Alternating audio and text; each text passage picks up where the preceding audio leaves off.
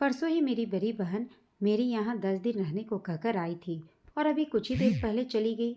मुझसे नाराज होकर अपना सामान बांधा और चल दी। गुस्से में अपना सामान भी ठीक तरह से नहीं संभाल पाई।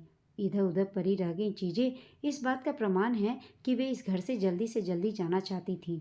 इसलिए उन्होंने अपने सामान पर भी ध्यान नहीं दिया। कितनी दुखी हूँ मैं उनके इस तरह अचानक चले जाने से।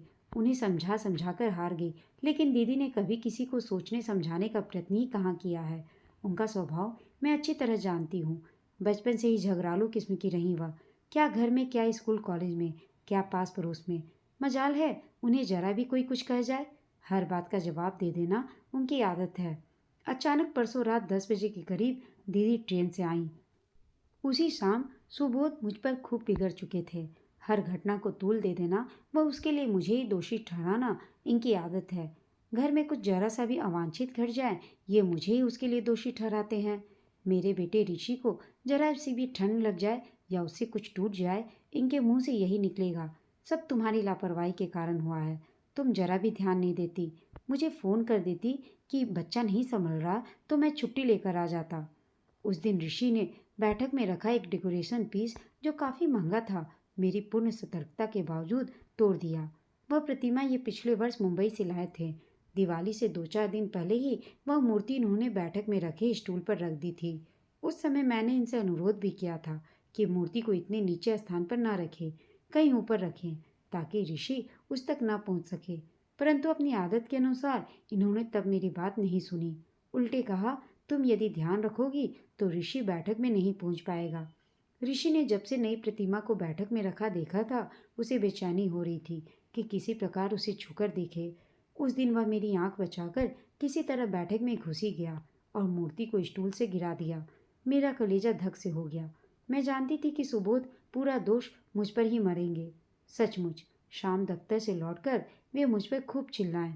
घर में खाना तक नहीं बना। ऋषि को बगल में लेकर मैं भी भूखी चारपाई पर जा लेटी थी।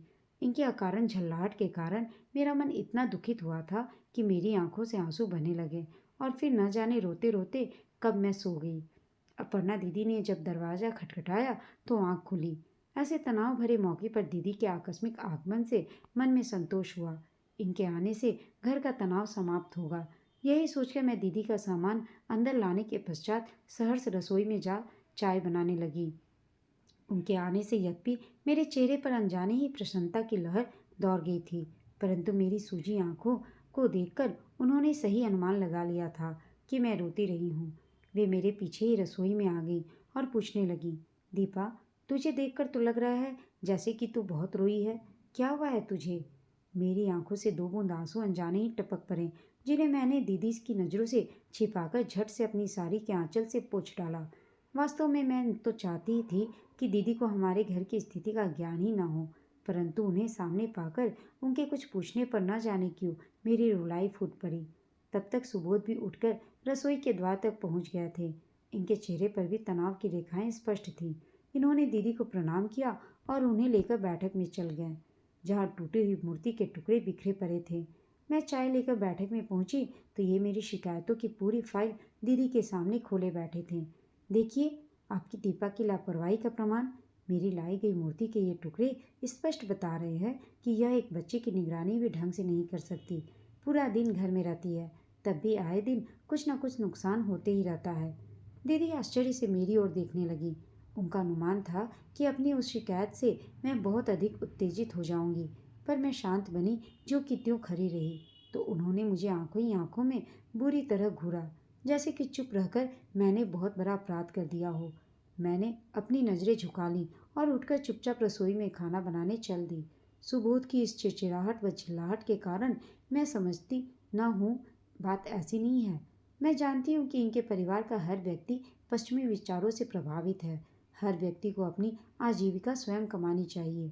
इनके परिवार के हर सदस्य की यही मान्यता है। मेरी सास अभी भी कॉलेज में पढ़ाती है। इनकी दोनों बहनें सरकारी दफ्तरों में स्टेनो हैं, अतः मेरे घर में बैठना सबको खलता है। जब से ऋषि कुछ भरा हुआ है, सुबोध समाचार पत्रों में रिक्त स्थान देखकर मुझे बताते रहते हैं, तुम भी आवेदन पत्र दे दो ना, ऋषि तो अब 4 साल का होने जा रहा है, घर बैठकर मक्खियाँ मारने से तो अच्छा ही रहेगा। मुझे आश्चर्य तो तब होता है जब वे मुझे नौकरी के लिए किसी दूरस्थ स्थान में भी भेजने को तैयार हो जाते हैं। पर मैं निर्णय कर चुकी हूँ कि नौकरी करने के लिए न तो मैं अपने बेटे ऋषि को असहाय छोड़ूंगी, न ही इनकी छाया छोड़कर कहीं दूसरी जगह ही जाऊंगी। अतः जब भी ये किसी कारण मुझ पर झल्लाते हैं तो मैं चुप ही रहती हूँ। हर बार यही प्रयत्न करती हूँ कि घर का तनाव किसी भी तरह शीघ्रतापूर्वक दूर हो जाए। रात 12 बजे खा पी कर जब हम सोने के लिए कमरे में पहुंचे तो दीदी ने धीरे से मेरे कान में कहा, समझ में नहीं आता कि सुबोध की इतनी बातें सुनकर भी तू चुप कैसे रह लेती है। कैसे रह रही है तू इसके साथ? मायके में जाकर भी कभी किसी से कुछ नहीं बताती। किस मिट्टी की बनी है तू? मुझे डर था कि कहीं दीदी की बातों की भनक भी सुबोध के कान में पड़ गई तो अनर्थ हो जाएगा। मैंने बड़ी नम्रता से कहा, दीदी ये कुछ भी कहते रहें, आप इनके सामने मेरे पक्ष में कभी कुछ ना कहें। अकारण ही हमारे जीवन में जहर घुल जाएगा। तू तो हमेशा से ही मिट्टी की माधो रही है। आखिर डर किस बात का है तुझे? किसी छोटे मोटे घर की तो है नहीं तू। पिताजी ने 3-3 फ्लैट किस लिए बना रखे हैं? पिछली बार कह तो रहे थे कि एक अजीत के नाम करेंगे, बाकी दोनों हम दोनों के। मैं दीदी के विचारों पर मन ही मन हंस रही थी। पिताजी ने दोनों फ्लैट किराए पर देने के लिए बनवाए थे, न कि हम बेटियों के लिए। यह मैं अच्छी तरह जानती हूँ। मुझे चुप देखकर दीदी फिर बोली, हमसे तो भाई किसी के दबाव में नहीं रहा जाता। तू तो जानती ही है कि मैंने तो ससुराल पहुंचते ही अपना अलग घर बना लिया था। मेरी सास तो बातों बात पर हिदायतें देना ही जानती थी, काम तो कुछ करती नहीं थी। लेकिन दीदी, एक माँ को उसके बेटे से अलग करके आपने कुछ अच्छा तो नहीं किया, मैंने कहा। दीदी ने झुंझलाहट भरे शब्दों में कहा, तू बहुत अच्छा कर रही है ना अपने लिए। इसी तरह सुबोध के अंकुश में रही तो देख लेना, 2-4 साल में ही तेरा बुरा हाल हो जाएगा। लेकिन अब मैं तुझे यहाँ नहीं रहने दूंगी। मैं मन ही मन सोचने लगी, एक घर के 2 घर बनाने से क्या लाभ? क्या इससे दाम्पत्य जीवन की सब विषमताएं दूर हो जाती हैं? नहीं, बल्कि इस तरह तो विषमताओं व कटुताओं की एक नई कड़ी शुरू होती है। दीदी को इसका आभास चाहे अभी ना हो, पर भविष्य में अवश्य होगा। मैं नींद का बहाना करके चुपचाप लेट गई ताकि दीदी हमारे बारे में कुछ और ना कहें। अगले दिन प्रातःकाल की बातचीत के दौरान मैंने दीदी से पूछा, आप जीजा जी के पास से कब आईं? बंटू व बबली को किसके पास छोड़ कर आई हैं? दीदी ने कहा, तू तो न जाने किस दुनिया में रहती है। मैं तो 2 महीने पहले ही मेरठ में माँ के पास आ गई हूँ। मुझे मेरठ की एक बने बनाए कपड़ों की फर्म में नौकरी मिल गई है। यहाँ भी अपनी फर्म के ही काम से आई हूँ। मेरा मुंह आश्चर्य से खुला रह गया। आपको नौकरी करने की क्या आवश्यकता थी? बंटू, बबली व जीजा जी का क्या होगा? दीदी लापरवाही से हंसी। तू सोचती है कि बच्चे हमें कुछ भी करने से रोकते हैं? मन में पक्की लगन हो तो क्या रास्ता नहीं मिल सकता? आखिर इतने क्रैचो नर्सरी व हॉस्टल किस लिए है? बबली व बंटू के मासूम चेहरे मेरी आंखों के आगे नाचने लगे। दोनों बच्चे अभी से माँ के प्यार के अभाव में कैसे रहेंगे? मैं दुखित हो उठी। बबली तो अभी 4 वर्ष की भी नहीं हुई है, हरदम दीदी की गोद से लिपटी रहती थी। मैंने और भी दुखित होकर दीदी से पूछा, जीजा जी को भी तो आप अकेला छोड़ आई हैं। उनको अपने व्यस्त जीवन में आपकी बहुत आवश्यकता है दीदी। दीदी व्यंग से हंसी और बोली, उन्हें भी तो तूने बच्चा ही समझ लिया है क्या, जो अपनी देखभाल खुद नहीं कर सकेंगे? बच्चों को आवासीय विद्यालय में डाला ही इसलिए था कि मैं भी नौकरी कर सकूं। फिर क्या मैं उनके लिए बंधकर घर में बैठी रहती? दीदी के विचारों से मेरा मन दुखित हो उठा, लेकिन उन्हें कुछ भी कहना या समझाना व्यर्थ था। थोड़ी देर चुप रहकर वे फिर बोली, मैं तो तुझे भी यही सलाह दूंगी कि तू भी नौकरी कर ले। सुबोध जब खुद चाहता है कि तू कमाने लगे तो तू अवसर का लाभ क्यों नहीं उठाती? तू नौकरी करने लगेगी तो वह यह प्रताड़ना जो तुझे अकारण मिल रही है कभी नहीं सहनी पड़ेगी। तब तो तू भी सुबोध को 4 बातें सुनाने की हकदार हो जाएगी। तब मैंने कुछ कठोर पड़ते हुए कहा, दीदी आप मुझे मेरे हाल पर छोड़ दीजिए। तब वह एकदम क्रोधित होकर बोली, तू क्या सोचती है कि तुझे यूं घुट घुट कर मरने दूंगी? देख लेना, अभी मेरठ जाकर सब पिताजी को बताऊंगी, वही तेरा प्रबंध करेंगे। बस फिर वे पूरा दिन दिल्ली में अपना कामकाज करती रहीं। रात को फिर देर से लौटी, थोड़ा बहुत खाया और चुपचाप सो गई। अगले दिन प्रातःकाल ही उन्होंने अपना सामान जल्दी जल्दी बटोरा और चली गईं। मेरा मन सशंकित रहने लगा। कि मुझे व सुबोध को लेकर दीदी मायके में जाकर न जाने क्या क्या उल्टा सीधा बताएंगी। सुबोध के विरुद्ध घर के पूरे सदस्यों को भड़काएंगी और मेरे प्रति हर एक के दिल में व्यर्थ की सहानुभूति जगाएंगी। यद्यपि मैं जानती हूँ कि सुबोध का व्यवहार मेरे प्रति रूखा ही रहता है और जब एक बार रुष्ट होते हैं तो महीनों अपने अहम के कारण बोलने में भी कभी पहल नहीं करते। लेकिन केवल इसी कारण तो अपना घर नहीं छोड़ा जाता। होली अभी आ गई है, बच्चों की छुट्टियां निकट आ रही हैं। इनका व्यवहार यदि तब भी यही रहा तो मेरे लिए इस वर्ष का अवकाश तो सूना ही बीत जाएगा। ऋषि ने जिस दिन से प्रतिमा तोड़ी है, इनका उखड़ापन दूर नहीं हो पाया। कई बार मन में आता है कि कितना अच्छा रहे हैं, इस बार अवकाश में मायके जाकर स्वच्छंदता पूर्वक रहूं। आज ही डाकिया पत्र दे गया। पिता का पत्र देखकर मन खुशी से झूम उठा। उन्होंने बच्चों की गर्मी की छुट्टियां मायके में ही बिताने का आग्रह किया, मगर दूसरे ही क्षण एक विचार से मन अत्यंत क्षुब्ध हो उठा। पिताजी ने केवल मुझे ही क्यों बुलाया? ऐसा तो आज तक कभी नहीं हुआ था। अवश्य ही दीदी ने सुबोध को लेकर पिताजी के मन में कुछ जहर घोला है। ऐसी स्थिति में क्या मेरा जाना उचित रहेगा? सुबोध को अवकाश के दिनों में यूं अकेला छोड़ जाऊं और वहां सब मेरे पति के विरुद्ध कुछ न कुछ मुझसे कहें तो मेरा दिल क्या खाक छुट्टी मना पाएगा? मुझे यही निर्णय लेना पड़ा कि इस बार छुट्टियों में यहीं पर इकट्ठे रहेंगे। अपने घर की सफाई व लिपाई पुताई भी करा लेंगे। पिछली बार दिवाली पर करा नहीं पाए थे। अवकाश में ऋषि को ये कितने उत्साह से बाजार ले जाते हैं, कितना सामान खरीदवा ले देते हैं। साथ ही मेरे लिए भी तो कुछ न कुछ लेकर आते हैं। मेरा तन मन सिहर उठा। दोपहर को अपने पास रखे कुछ रुपयों से इनके लिए एक नई कमीज बाजार से ले आई। जब ये मुझे कुछ उपहार देंगे तो मैं भी इस बार इन्हें कुछ न कुछ देकर आश्चर्यचकित कर दूंगी। मैंने इसी विचार से कमीज अपने बक्स में रख दी। मेरी आशा के अनुरूप इस बार की गर्मी की छुट्टियों के पहले ही दिन ये मुझे बाजार ले गए और इन्होंने एक कीमती साड़ी मुझे लेकर दी और अपने पिछले व्यवहार पर खेद प्रकट करते हुए मेरे कानों में बुदबुदाए, दीपा, मैं नहीं जानता था कि तुम इतनी सहनशील हो। अपनी एक छोटी सी जिद के पीछे कि तुम्हें नौकरी करनी ही चाहिए, मैं अकारण ही बात बात पे तुम पर झल्लाता रहा। तुम्हारी दीदी से जो तुम्हारी बातें हुई उन्होंने तो मेरी आंखें ही खोल दी। अब कभी ऐसा नहीं होगा। रात सारी देते हुए सुबोध प्रेम विहील हो मुझे अपनी बाहों में समेट लिया। कितनी सुखद स्मृतियां छोड़ गई हैं। बच्चों की गर्मियों की छुट्टी की यह पहली रात, उस दिन से इनके व्यवहार में पूर्णतः तब्दीली आ गई।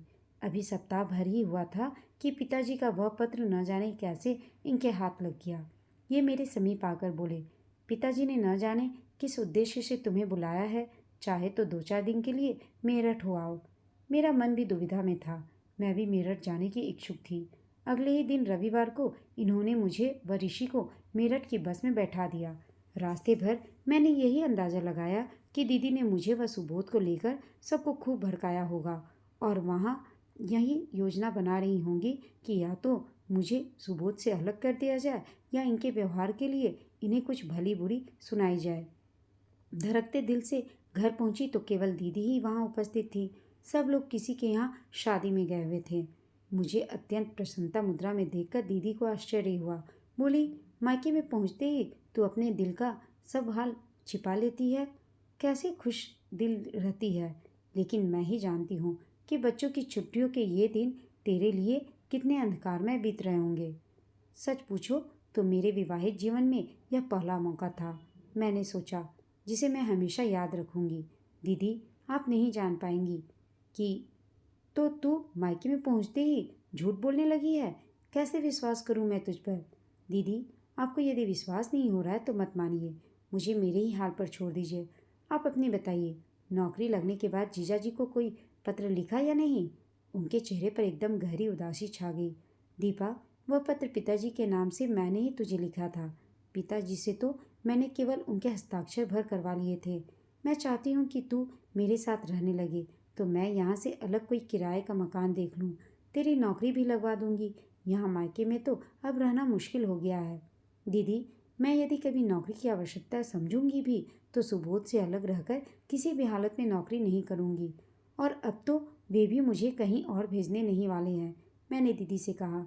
मैंने पूर्ण विश्वास से दीदी के नेत्रों में झांका तो एक बार फिर उनके चेहरे में आत्मग्लानि के भाव उमड़ पड़े। शायद अपनी मूर्खता के लिए स्वयं को ही वह कोस रही थी।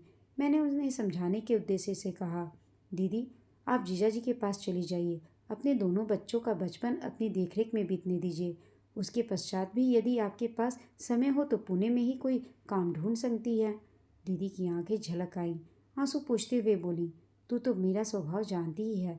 हर बात पर तर्क करने की मेरी आदत ने उन्हें भी बोलने पर विवश कर दिया और वे गुस्से में न जाने मुझसे क्या क्या बोल गए। और आप उन्हें छोड़कर चली आए दीदी? क्या पति को घर छोड़ने से जिंदगी की राहें सहज हो जाती हैं? आप तो मायके में रह रही हैं, कैसा लग रहा है आपको? दीदी चुपचाप आंसू टपकाने लगी। मैंने कई बार अपने कानों से सुना है दीपा, माँ बड़े भैया से कह चुकी हैं कि मेरे यहाँ रहना उन्हें बहुत बुरा लगता है। लोगों के प्रश्नों के उत्तर देते देते परेशान हो गई हूँ। दूसरे उन्हें 4,000 रुपये महीने की आर्थिक हानि हो रही है। जिन 2 कमरों में मैं रह रही हूँ उनसे उन्हें इतना किराया आसानी से मिल सकता है। इसलिए तो मैं चाह रही थी कि तू यदि मेरे साथ आ जाए तो मैं कोई और जगह देख लूँ। मैं समझ गई कि अपनी जिद के पीछे दीदी जीजा जी के पास नहीं जाना चाहती। अकेले रहना कठिन लग रहा था। सुबोध के व्यवहार को देख ही आई थी, अतः उसका लाभ उठाना चाहती थी। अन्य कोई रास्ता उन्हें नहीं सूझा। मैंने उन्हें सुझाव दिया, दीदी आपके मन में डर है कि आप लौटने पर जीजा जी की न जाने क्या प्रतिक्रिया हो आपके प्रति, मगर वे बेहद संवेदनशील हैं। यदि आप उन्हें छोड़कर न आई होती तो निश्चय ही वे अपने कहे के लिए स्वयं ही खेद प्रकट करके कभी का आपको मना चुके होते। मुझे पूर्ण विश्वास है कि वे आपका स्वागत मुस्कुराहट के साथ ही करेंगे। दीदी कुछ देर सोचती रही, फिर नम्र शब्दों में बोली, तू ठीक कह रही है दीपा। उम्र में मुझसे छोटी होने पर भी तू इतनी समझदार रही। सुबोध का स्वभाव भी तूने अपनी सहनशीलता व समझदारी से बदल दिया, जबकि मैं तेरे जीजा जी जैसे सहनशील व्यक्ति को भी यूँ छोड़ आई। और आज मुझे लगता है कि उनके बिना मेरा कहीं कोई ठिकाना नहीं। उनके पास लौट जाने में ही मेरा हित है। इन शब्दों के साथ ही दीदी आंखों में प्रायश्चित के आंसू पोंछते हुए एकदम उठ खड़ी हो गई। जब तक सब लोग लौट कर आए मैं अपना सामान बांध लेती हूँ। तो खुद देखना कि माँ के चेहरे पर मेरे लौट जाने के निर्णय को सुनकर कितनी प्रसन्नता दिखाई देगी। इसमें अस्वाभाविक भी क्या है? हर माँ यही चाहेगी कि उसकी विवाहिता बेटी अपने पति के साथ ही सुख चैन से रहे, उनके बीच किसी प्रकार का मतभेद ना हो और एक ही छत के नीचे दोनों का जीवन सुख से बीते। तो वास्तव में बहुत समझदार है दीपा। अपर्णा दीदी ने यह कहकर मुझे गले से लगा लिया और अगले ही दिन दीदी अपने घर लौट आई और मैं अपने घर, अपने सुखी दाम्पत्य जीवन में मैं भी व्यस्त हो गई। दोस्तों आपको यह कहानी कैसी लगी कमेंट करके बताइएगा। साथ ही कहानी अच्छी लगी हो तो इसे लाइक शेयर और चैनल को सब्सक्राइब अवश्य कीजिएगा। कहानी सुनने के लिए आप सबका धन्यवाद।